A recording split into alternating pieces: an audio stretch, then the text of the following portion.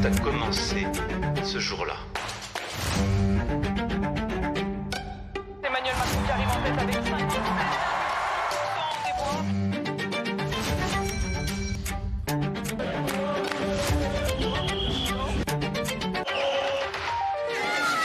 Les gens qui réussissent et les gens qui ne sont rien.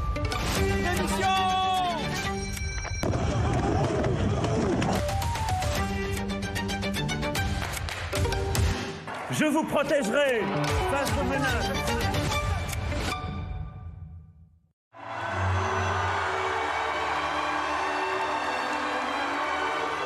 On voit bien dès la cérémonie du Louvre que c'est un président qui, d'une part, a décidé d'incarner au maximum la fonction, et lui veut incarner et commander.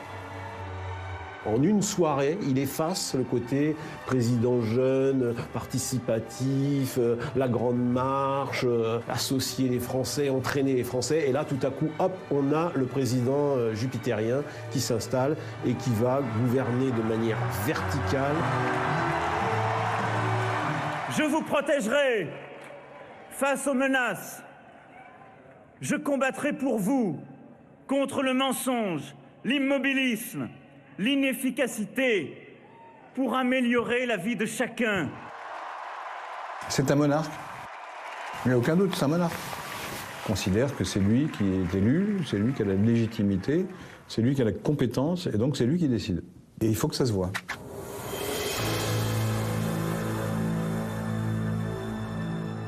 Il y a un grand paradoxe dans la façon dont Emmanuel Macron gouverne la France. Il se voulait Jupiter et au final, il se mêle de tout.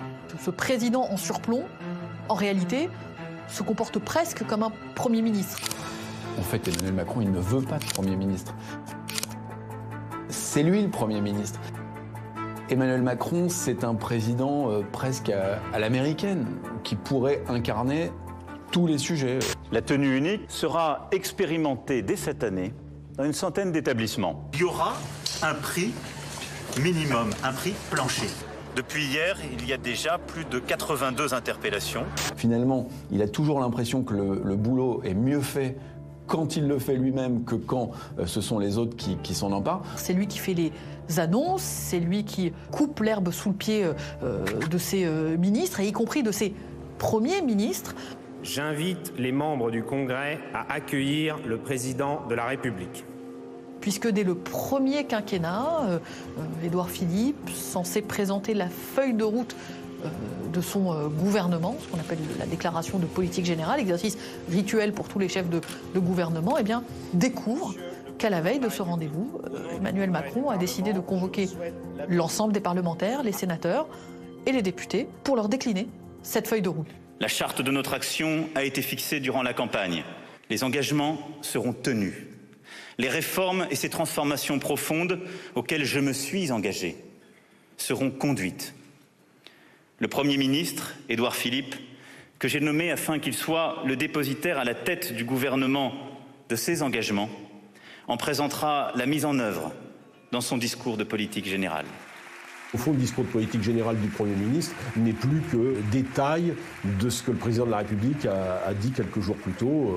On l'a vu et avec Philippe et avec Attal. Entre deux, il y a eu les expériences Jean Castex et Elisabeth Borne, des profils un peu plus ternes qui étaient totalement dans la main du président de la République. C'est une relativisation du rôle du Premier ministre, bon, qui est constante depuis 2017.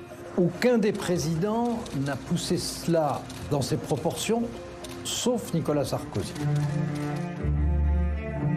Il y a un style de gouvernance chez Emmanuel Macron qui est décrit souvent par certains de ses anciens ministres comme épuisante. Ils ne le voient pas ou peu. Ils ont des relations souvent par SMS, la nuit, très tard. Alors, il est obligé de tout savoir, donc il appelle toutes sortes de gens, il a des contacts, etc. Une des hantises d'Emmanuel Macron, c'est d'être déconnecté, d'être seul dans son palais. François Hollande lui a raconté cette solitude et il ne veut pas retomber dedans.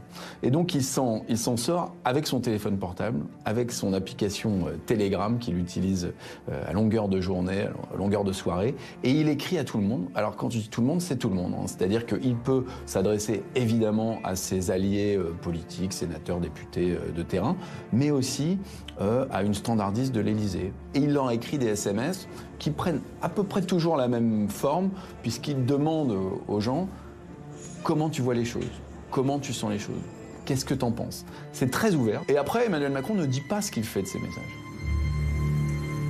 Comme il écoute beaucoup, on croit qu'il entend. Mais il écoute beaucoup pour être sûr de vérifier qu'il ne s'est pas trompé. À la fin des fins, c'est le roi qui décide. D'où les déceptions qui peuvent suivre. C'est lui qui concentre les pouvoirs, donc évidemment c'est lui qui est la cible. C'est le revers de la médaille.